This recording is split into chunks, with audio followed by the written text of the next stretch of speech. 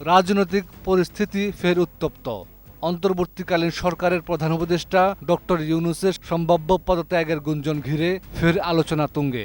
এই গুঞ্জন এমন সময়ে সামনে এসেছে যখন কিছু বিতর্কিত উপদেষ্টার অপসারণের দাবিতে রাজনৈতিক চাপ বাড়ছে এবং সেনাপ্রধানের সাম্প্রতিক বক্তব্য সৃষ্টি হয়েছে নতুন আলোচনা।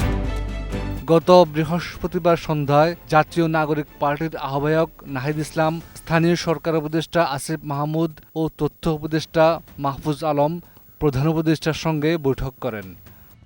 বৈঠক শেষে নাহিদ জানান, পদত্যাগ নিয়ে গুঞ্জনের পরিপ্রেক্ষিতে আলোচনার প্রয়োজনেই তার এই সাক্ষাৎ। এরপর থেকেই বিভিন্ন রাজনৈতিক দল ও সামাজিক সংগঠন নানা প্রতিক্রিয়া জানাচ্ছে। জামায়াত ইসলামের আমির শফিকুর রহমান এবং ইসলামী আন্দোলনের আমির রেজাউল করিম সবাইকে ঐক্যের আহ্বান জানিয়েছেন। পুরানা পল্টনে এক জরুরি বৈঠকে ৫টি ইসলামী রাজনৈতিক দল জাতীয় সংকট মোকাবেলায় ঐক্যবদ্ধ পদক্ষেপের দাবি জানিয়েছেন। বিএনপি এদিকে সরাসরি কিছু উপদেষ্টার অপসারণ দাবি করেছে।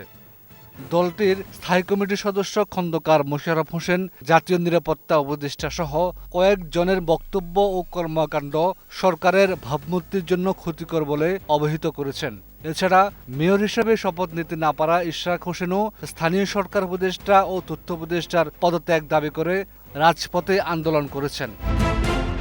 অন্যদিকে উপদেষ্টাদের কেউ কেউ সামাজিক মাধ্যমে পাল্টা প্রতিক্রিয়া জানিয়েছেন। আসিফ মাহমুদ তার ফেসবুক স্ট্যাটাসে আভাস দেন, সেনাবাহিনীর সঙ্গে কিছু রাজনৈতিক শক্তির আঁতাত দেশের জন্য ক্ষতিকর হতে পারে।